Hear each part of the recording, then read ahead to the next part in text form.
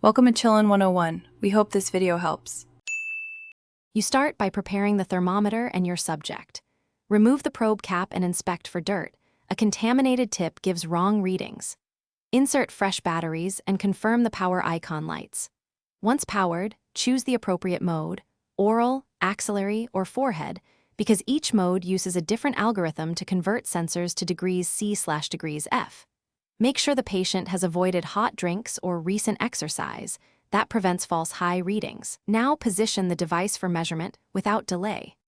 You now position the thermometer with care and execute the measurement. For oral, place the probe under the tongue toward the back. For axillary, tuck the probe deep into a dry armpit and press the arm down. For forehead infrared, hold 1/3 cm away, centered on the temple.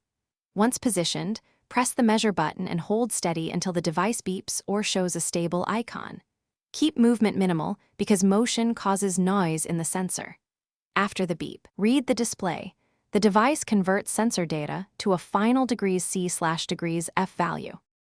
You finish by securing the result and maintaining the device. Note the temperature and disinfect the probe with alcohol wipe.